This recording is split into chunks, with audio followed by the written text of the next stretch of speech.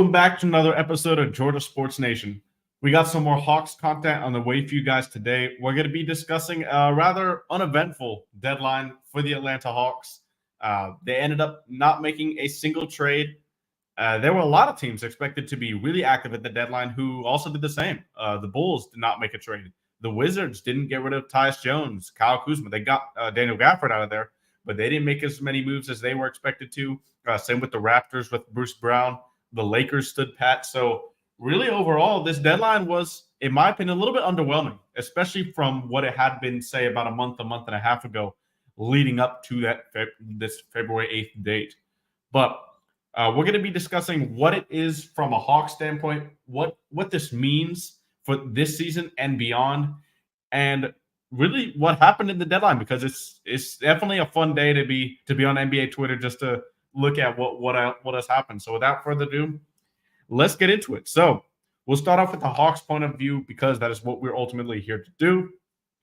Everybody knew that this roster was up for trades, except for Trae Young and Jalen Johnson. Now, Kobe Buffkin was rumored to be untouchable as well. But Gano Onyeka Okongwu, Bogdan Bogdanovic, the next tier of guys that probably the front office was not going to trade. But Clint Capella, DeAndre Hunter, Dejounte Murray, those three guys were, Sadiq Bey as well, four guys were the biggest names that were up for trade for serious consideration. And they ended up not going anywhere.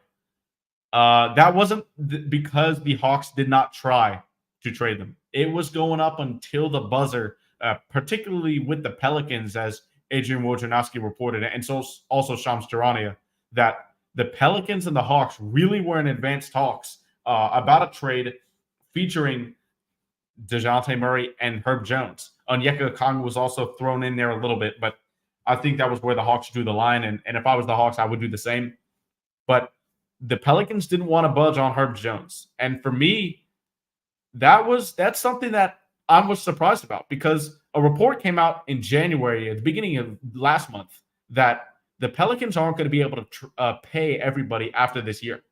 They're going to have to pay Herb Jones, Trey Murphy, Zion, Brendan Ingram, all these guys that they're going to have to commit to the books. They're not going to have enough money to do it.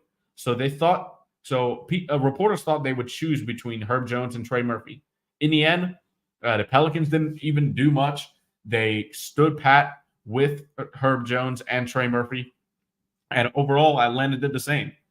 Now, the Hawks were also in talks with the Knicks. The Knicks and the Pelicans were really the final two teams that were being reported to have the final say.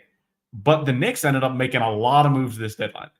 They traded Quentin Grimes and 2 second-round picks to the Pistons for Bojan Bogdanovic and Alec Burks. A really good move for the Knicks, if you ask me. They were really active, and Quentin Grimes was one of the players, the young players that the Hawks wanted from the Knicks in a potential move for Dejounte Murray. So that pretty much took the Knicks out of it once they made that trade pretty early within the deadline madness, probably about an hour before that 3 p.m. deadline. So really, after that, it was just the Pelicans. And the Hawks didn't do anything. Woj ended up tweeting probably around 5 minutes before the deadline ended, saying no trade for Dejounte Murray. The Hawks are not going to move him. And was I shocked about that? Yes, because of all the reporting and what the Hawks seemingly wanted to do. But I can't say I'm totally shocked, like didn't see this coming at all. This came completely out of left field. And that's because the offers that the Hawks were getting, or even earlier before the deadline, weren't really that great. And yes, it's great for Atlanta to have a sense of direction. This really doesn't move the needle as far as just doing nothing. This team is sitting under 500, not really going anywhere at the moment. It's not the greatest look for the front office. But in the end, there's always draft night after the summer. My main concern, though, is some of the teams that the Hawks were competing with, to get to the play-in at this point. I don't think they can make the playoffs. They got a little bit better. So I don't know. Can the Hawks still get into the play-in and make a run to the playoffs via the play-in? I think they ultimately will. just because they still have Trae Young, they still have Dejounte Murray. The Bulls did nothing at this deadline. They got worse. The Magic stood pat at the deadline. The Miami Heat, I mean, they got Terry Rozier a couple weeks ago, like a week ago. But other than that, they've been struggling too. So those are the three teams ahead of the Hawks in the play-in race. And the Nets also, I mean, the Nets kind of got better with that Dennis Schroeder for Spencer Dinwiddie deal. But in the end, those three teams that I just mentioned above the Hawks got worse. So, or didn't do anything. So the Hawks still have a chance to kind of make the play-in here. But yeah, Frank, seeing lots of people clowning the Hawks for doing nothing, and I completely understand that. I mean, if it was up to me, I would have wanted to see some direction from the front office. Either are you going to buy or are you going to sell? But I wouldn't have wanted them to do nothing because this season kind of seems like a wash right now. They're competing but not doing well. But if they weren't competing, they're still playing Trae, Dejounte, Jalen. And Jalen, in my opinion, needs to be the priority, especially developing him as a second option. If they're going to core this team around Trae and Jalen, then you need to feature Jalen more every single night, in my opinion. And Dejounte being here, that's going to hurt him. That also hurts Jalen because Dejounte and Jalen don't really have complementary play styles, especially on the offensive end. So it was a bit confusing for me as well. But let's talk about some other players. But yeah, Dejounte is probably the biggest name that I was definitely confused on why they didn't trade him. Clint Capella. Now, it might be easy for some people who are really big on Okongwu. I am, to say, oh, why can't the Hawks get rid of Clint Capella, man? They already have Onyeka Okongwu. It should just be easy, take a second round pick for him, salary dump, blah, blah, blah. But unfortunately, Clint's contract prevents that. Being owed $22 million next season, and on the kind of decline that Capella has been on, it's not great. It also didn't help that he's out 7 to 10 days right now with a left adductor strain. So it probably was really hard for the Hawks to try to attach maybe a second round pick or something for to take on that Clint Capella contract. Objectively, the Hawks didn't fail, but at the same time, yeah, they didn't win. Yeah, I just think doing nothing was just playing it so safe, and playing it safe right now just yields to me no direction. They didn't fail because they didn't salary dump DeAndre Hunter, who would have been bad if he was salary dumped. They didn't salary dump Dejounte Murray, even though he's on a great contract. He should never even be consideration for that. So I see what you're saying, but for me, they've got to come up with a direction. And yes, Latterman, I agree 100% with you. And we're gonna go into this a little bit later in the show, but they have to play their younger players now. If this season comes in where it is clear that the Hawks are going to be the 10th seed in the play-in, I think they've created a little bit of distance of themselves from Brooklyn, who's the 11th seed right now. But they have to play their young guys just and get internally just better development wise, maturity wise. I want to see those guys get some court time. But I wanted to talk about DeAndre Hunter a little bit Clint Capella. I didn't finish on him. The Hawks have to see what they have in Onyeka Okongwu in 30 minutes. And right now, that looks pretty good. Capella, like I said, out with that left adductor strain, 7 to 10 days. Okongwu's had 2 great games starting, playing 30-plus minutes. And that's what a lot of fans who are high on Okongwu have said. I've always been a proponent of give Okongwu 30 minutes, see what he can do. Because in 20 minutes, you can't expect him to get the rebounds that Clint Capella does. You can't expect him to impact the game in 7, 6, 8 less minutes than Capella does. But you're seeing the Hawks offense just flow a lot better. Onyeka is a lot better at defending the perimeter, switching onto guards, being more lateral in the pick and roll, kind of being back there to rotate all the back line. So I think for the Hawks, they're going to try to still trade Clint Capella maybe on draft night next season. But then again, I don't think it was 100% needed for the Hawks to trade Clint Capella now. He's going to be more valuable on an expiring contract next season. More teams will get more draft picks. I just think the priority will be going forward. That should be give Okongwu 30 minutes. You can play Clint Capella. You can start him if you want to. but you cannot prioritize him because the value of Capella is pretty much known around the league already.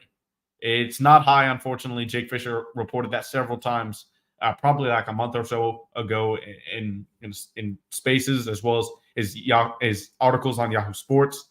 So yeah. And Frank says, yeah, seeing teams using second round picks, young players like the Knicks, the Hawks could have attempted something to improve. Yeah, even marginally. Yeah. Yeah, I would have liked to see that as well. And how the hell are they going to deal with this in the offseason? In draft night, a lot of trades happen. That's if you're being an optimistic fan, that's the optimistic fan coming out in me saying, okay, maybe they can do something in the offseason. But next season, Capella might be more valuable just because he's on that expiring contract. Contending teams could want Capella. Maybe they go down a backup center. You see the Knicks, how many center injuries they've had this season. And contending teams probably didn't want to commit longer-term money to Capella.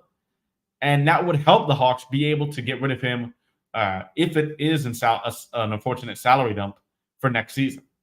So that's my thoughts on Clint Capella. I didn't think he was going to get dealt, but I thought he was the second. I thought the person that was going to get dealt was Murray. The other ones, I didn't think any other move was going to happen, to be honest. But here we are with no moves. The next player, DeAndre Hunter. I never thought DeAndre was going to be moved, honestly. He had that knee procedure, the non-surgical one. He missed about a month and a half. Then he comes back, plays well for the first couple games. But his role on this team right now is kind of set. Saddiq Bey is going to be a free agent after this year. I don't think the Hawks are going to pay him or have to overpay him for what he garners in free agency. And that spot will go right to DeAndre Hunter. Dejounte Murray is kind of the wild card here because he's on great long-term money, a great contract. Shout out to Landry Fields and Dejounte both for agreeing to that, putting that on the books. But if Dejounte's not in the long-term plans for this team or the front office, which it doesn't seem like they were because they were exploring trading Dejounte even from the beginning of the season, then he's kind of the odd man out. And you got to kind of figure out what everybody else's role is once Dejounte's future is figured out. Because, whatever you want to say about Dejounte, he is by far the second best player on this team. So you need to figure out what you're going to do with him. Jalen, hopefully in the future, will be that guy. But I don't know. It's gonna be tough for the Hawks, really, for Hawks fans, I'm guessing, to say, okay, this season the Hawks did nothing. We can see what we can do in the offseason. But they've said that for 2 years in a row pretty much now. I mean, they did do the Saddiq Bey trade, which was a good trade. The 5 second rounders was a bit too much in my opinion, but Saddiq has, and last year for sure, produced better than what I thought he did with the Hawks. So that was a good trade there. But other than that, Atlanta's really never done much on draft night overall the past few days or years. And it says, wondering if a big reason Dejounte wasn't traded was because Tony Ressler didn't want to admit that trade was a mistake. Yeah, there's that too. There's definitely that too. The NBA is a business. That's all I'll say to that. And I don't think as an owner, if you want to be successful, after you've had this sample size that you've had with Trey and Dejounte, I don't think you can say, okay, I need to save face, save Dejounte here, see what this team can do, judging from what you've seen this season. I would hope that that's not the reason. If it is, I don't have much faith in the team, putting together a good squad around Trey and Jalen. But that certainly could be true. Unfortunately, that could be the case because of these GMs and owners hate being embarrassed. Yeah, and it's the same thing with players. Players understand better than GMs and NBA owners for the most part, in my opinion, that the NBA is a business, and players get traded. They're always coming out and saying, I appreciate the organization, what they did, but the NBA is a business. And GMs and owners, they don't really come out and say that a lot. Other than for players that meant a lot to the organization. For example, Damian Lillard, that's something completely different in that trade last offseason. But the owners, And that would be bad. That would be bad if that happened too, because then that would mean we pretty much already know this as Hawks fans, but Tony Wrestler does have some say in the basketball operations. That's what fans tend to believe. And if he came out and said that, or hinted at it, that would mean that he's has a firm hand on what this team can do basketball wise and financial wise, which is it's just not good in my opinion. The next player I want to move to is Saddiq Bey. As Saddiq, he could have helped some teams. He could have helped the Houston Rockets, who need shooting. The Pelicans need shooting. The Orlando Magic, who stayed pat at the deadline, they needed shooting. But Saddiq stayed here. The Hawks didn't do anything. And I'm not shocked by that, because he hopefully he's figured something out with his shooting. He's been doing well over the past couple games with his shot from beyond the arc. And he's also an expiring contract. So if the Hawks want to shed salary and get money off the books, keeping Saddiq here and then just not – you can offer him a qualifying offer in restricted free agency after the season. But he doesn't have to take that. And it'll be easy for the Hawks to just say, okay, thank you, Saddiq, for a year and a half here, but your expiring contract, we kept you just because you wouldn't be on the books for next season. That'd be okay. As far as a Tony Wrestler perspective right there. Because as of right now, the Hawks are in the tax with this roster after the deadline. Or after the season, sorry. Atlanta cannot keep every single guy on this roster, because you will have the Dejounte Murray money kicking in. DeAndre Hunter's contract extension will kick in. And then if you sign Saddiq Bey, bam, over the tax. And historically, we know that the Hawks, Tony Wrestler, are not a team and an owner to want to go into the luxury tax and pay to have this team kind of be more of a spot in contention. So it's not a good thing for the Hawks that they stood pat, in my opinion, just because they're in the same predicament. We know this team wants to shed salary. That was already reported. But now it looks like they're going to have to do all of that in the offseason. And doing it all at one time makes you look desperate, in my opinion. And I don't think it's going to be good for the Hawks. I think they'll try and trade Dejounte Murray again, probably in the offseason, maybe draft night. But even then, I don't really think that his value is going to be as high as it was this time, because he was the best player on the market, number one. Also, there were teams that really wanted him and who needed him. The Knicks, for example, they got desperate with their injuries. The Pelicans really wanted Dejounte. The Lakers wanted Dejounte for the longest time. But yeah, Frank says, I never understood when y'all say shed money. Is it really just to save money, or some hopeful idea of throwing money to some play in the offseason? Yeah, it's to save money. It's because Tony Wrestler hasn't paid the tax historically with this team, the luxury tax. So shedding to shed salary means to either get an expiring contract so that they're not on the books for next season, and that saves money going into the offseason, or getting rid of some players on contract for expiring or draft picks so that they make the team cheaper. And something that I will credit Landry Fields for last season was, was it last season or is it the offseason? I think it was both, actually. He made the team marginally better. Saddiq Bey makes the team marginally better with saving some money. That Garuba trade, Ty Washington, the Justin Holiday stuff from last season too. That trade saved the Aaron Holiday. That trade saved the Hawks money, and it got them better. So that was good. That was a good move from Landry. But other than that, he's not really had the greatest tenure this year, I would say.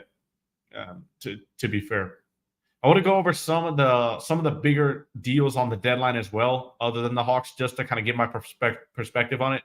I think the Knicks and the Mavs really did well this deadline. The Mavs getting Daniel Gafford for Sean Holmes, that's a great move. Gafford's clearly better than Holmes, and with Lively being injured on and off the court so many times recently, Gafford is somebody he'll go to the locker room sometimes, but he's been overall consistent. He's a great shot blocker. He's going to provide a great lob threat for Luka and Kyrie. And as a shot blocker, that's nice, especially when you have that backcourt. So, Frank, I think the Mavs did well right there with Gafford. And then PJ Washington. Now, this move is a little bit more controversial. I saw some fans saying, why did the Mavs do this? PJ Washington, they acquired him for pretty much unprotected first-round pick, and Grant Williams. I think PJ Washington is a better player than Grant Williams, and he can slot in, play a small ball 5, play the 4. He was on the Hornets. He's pretty good, but also I don't think he was ever playing the role that he's meant to with the Hornets, especially when he was at the 5. He's more of a 4. Now he's going to be able to play at the 4 pretty much all the time with Gafford and Lively there, and I think that makes the team better. PJ's not as great of a defender as Grant Williams, especially in the perimeter, but he's still a little bit bigger, so it gives you more size. Yeah, I'd agree. Yeah, Mavs deadline was really good. And then the Knicks. I think the Knicks did a pretty good job as well.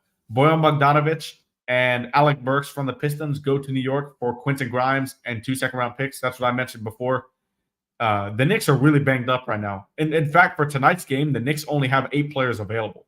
OG Anunoby is going to miss 3 weeks due to elbow surgery. He's going to resume basketball activities after that, so it's a minimum of 3 weeks. And Bojan, scorer, Alec Burks, shooter and scorer. You can operate in the pick and roll. I think that really helps the Knicks. So the Knicks and the Mavs, in my opinion, were the two clear winners at this deadline. Yeah, Frank says, yeah, I'm more excited with Gafford than PJ. PJ is nice. Kind of hope the Mavs didn't spend a first, but it's all the Mavs had to spend, so I'm okay with it. Yeah, that's the more controversial move, in my opinion. I know some Mavs fans were a little bit disappointed that they gave up that first. It's for PJ, but I think the Gafford move is a no-brainer. That's definitely a good move for you guys for sure. Other teams that kind of was shocked that I was shocked would stand pat. The Lakers. They definitely are not doing well right now. LeBron is always active around that deadline, wanted to make his teams better, and they stood pat. Not something the Lakers do very commonly. Jared Vanderbilt went down with an injury, and he could miss the whole regular season. So the Lakers are not in a good spot, I would say, if you ask me, after today's deadline. The Mavs gave up a 2027 first-round pick, Grant Williams, and Seth Curry as well. Forgot about that for PJ Washington. But PJ is a quality player, but that is a lot. That is a lot to give up. So I can see both sides. I don't think it's a ridiculous take to say that trade was perfect, or I mean that trade was bad, or that trade was really good. It's kind of more in the middle for me. Any type of side there has an argument. Another thing with PJ and the first is for contenders. Picks shouldn't matter, so why I'm not upset about losing it just because they're trying to win. Yeah, that's one thing that I'm really big on as well, Frank. When you move picks, it should be strategic. What year it is, how good you think your team will be that season, and it was a 2027 pick. By that time, I mean Luka will be in his prime. Hopefully, Kyrie will still be there from a Mavs fan perspective. And y'all having a great season so far, so they can afford to give up a couple firsts. And then the biggest move was obviously Pat Bev to the Bucks. That was kind of funny. Patrick Beverley. I wonder if he was the first person in NBA history to tweet from his podcast account that he was getting traded, and then he beat Woj to his own trade. That was pretty funny. But yeah, Markeith, I saw that. The Lakers are aiming for the offseason to upgrade their roster. I wonder how Lakers fans feel about that. I didn't really get a sense of that today, but it is interesting to me just because they've always been a team to really say, okay, we're going to get players here no matter what. People want to come play with LeBron. People want to come to LA, play basketball. Staples Center. Well, it's not Staples Center anymore, but the purple and gold, all that. But it was kind of shocking to me that Woj reported pretty early within the deadline madness that the Lakers are going to stand pat. Frank, in my opinion, players-wise, we didn't lose anything. Grant underperforming. Yeah, Seth hardly played. That wasn't a big deal. Grant Williams, I'm not sure how he was defensively, but he was shooting pretty well from three, if I do remember. Yeah, I completely agree with this one. The Lakers fans hated that they didn't do anything because they have LeBron, and he's just only going to get older. Yeah, the Lakers. I completely agree with you guys. The Lakers fans are probably mad about this, and I would be too. You don't know if You don't know if LeBron's going to be what he's doing. He's going to be 40, and I don't think I agree with you, Ant. I don't think they have the time to make it happen. If they want, say they go after Dejounte Murray again, right? In the offseason. Now that's good and all, but if LeBron can't do what he's doing right now, which is definitely possible, then you're going to have Dejounte Murray and Anthony Davis. Now, Dejounte's on a great contract, so that's not bad. But can LeBron take a seat back and kind of let Murray cook in a way if he's not what he's doing, or he's not who he has been these past few years, even though he's been up? I don't know. So, yeah, I was kind of confused about that from a Lakers perspective. Also, the 76ers. 76ers get Cam Payne and I think it was 2 seconds going to the Bucks for Patrick Beverley. And then they also got Buddy Hield from the Pacers. The 76ers could be in free fall right here. Maxi's really struggling without Embiid. Tobias Harris has been out. They've got an injured roster. Obviously, Embiid might miss the entire regular season. He's going to be out 6 to 8 weeks. So getting Buddy Hield, getting that extra bit of offense is definitely needed. They needed the shooting. And I think Buddy will do pretty well with the 76ers. Obviously, he was kind of a staple of that Indiana offense because of how much they shot the three ball, how fast they played, and just kind of the staple in Rick Carlisle's offense over there in Indiana. But I think it was a good move from the 76ers for sure. Now, as we get back to the Hawks here, I do want to discuss what is the future for this team. And a couple of years from now, say 2 to 3 years down the line, what is the goal? Now, for me, I think the Hawks do need to prioritize some of their younger players at the end of this year. If they're locked into the plan or they miss the plan, I want to see Kobe Buffkin play. I want to see AJ play as well. I want to see the guys, try and mess around Trey and Jalen. And who knows? If Dejounte's still here, if he's going to be part of the long-term plan, sure. He's a good player. I don't think he necessarily fits perfectly on this team.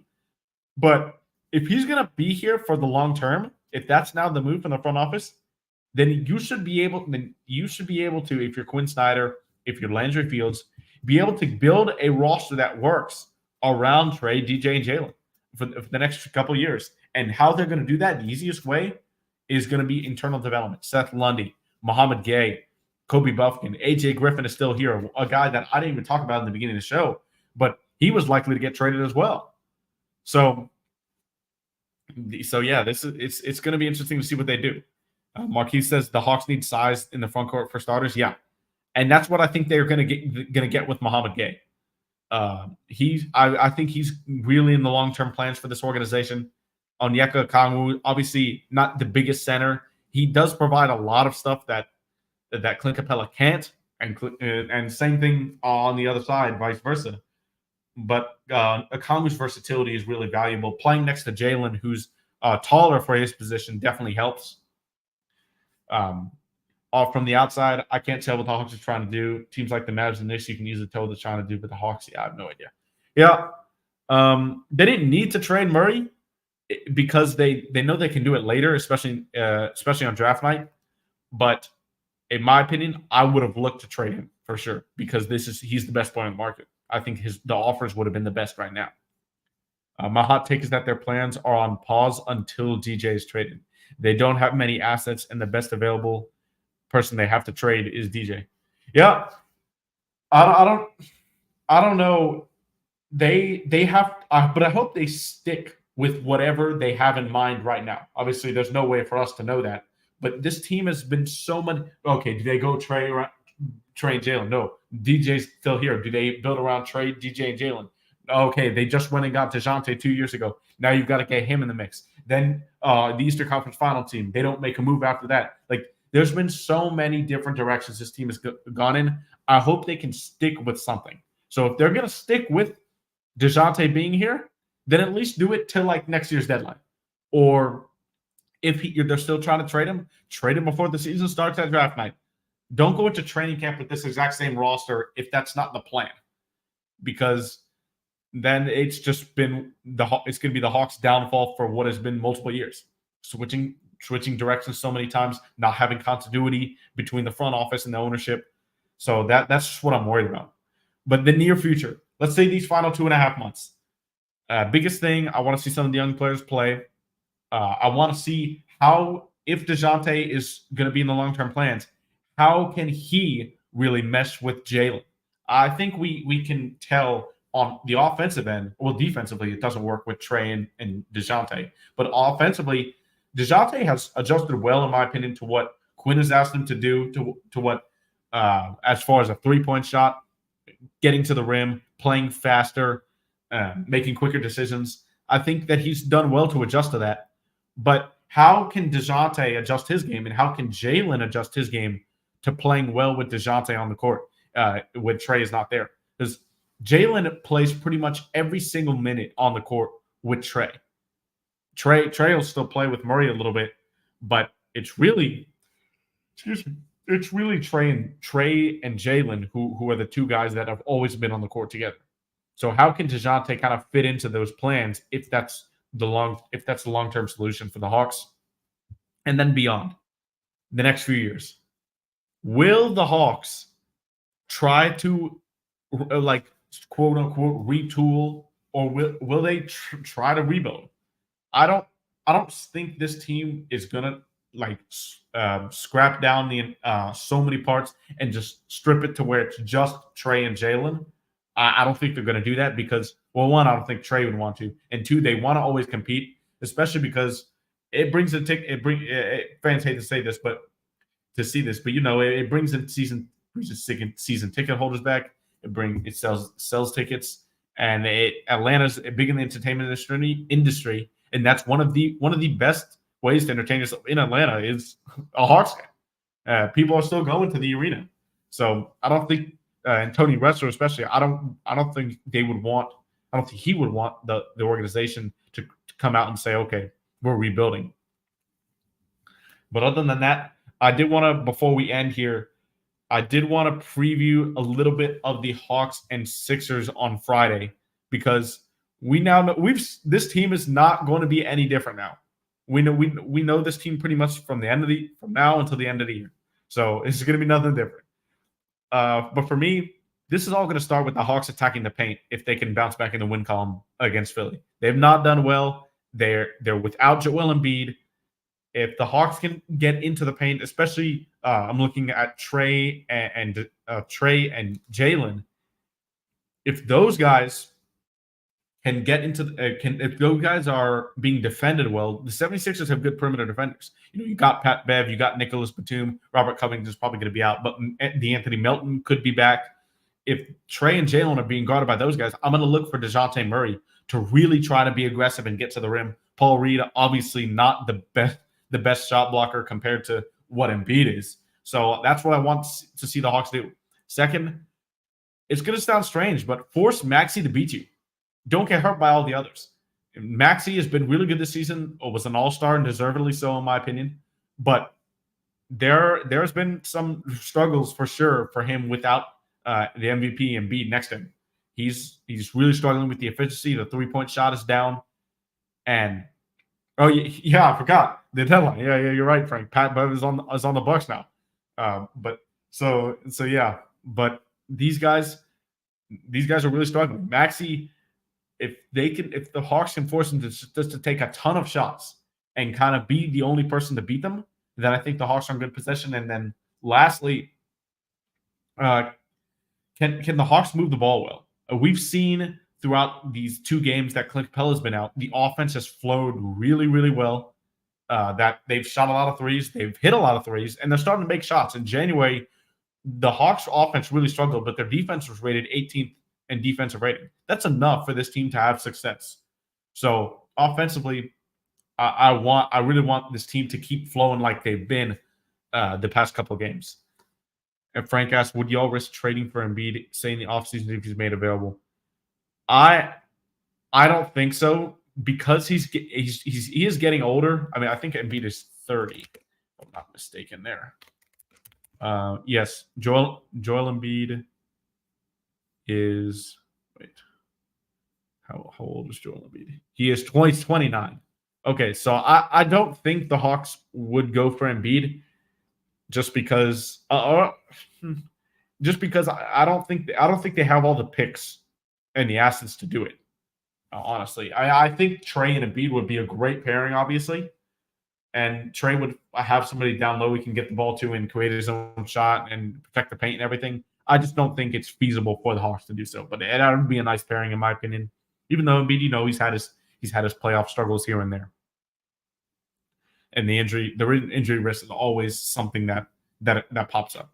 So me personally, I don't think I would do it just because it would probably take every single asset the Hawks had, and they don't have a lot of picks.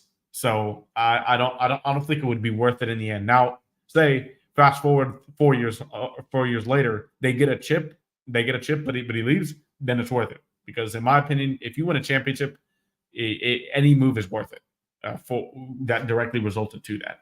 So, for example, the Lakers winning the bubble championship after they traded, all those guys, Kuzma, Ingram, Lonzo Ball, all those guys from that draft and from that young, terrible Lakers team, they still won a championship with that AD trade. So, in my opinion, good trade. That's how I kind of view it. But yeah, I think the Hawks right now they're in a state of consistency. At least they know what they're going to be for the next 2.5 months. Let's see if consistency will do this team some good, because at this point, nobody's really going anywhere. So with that, it's a little bit of a shorter episode today, but I appreciate you guys joining. In.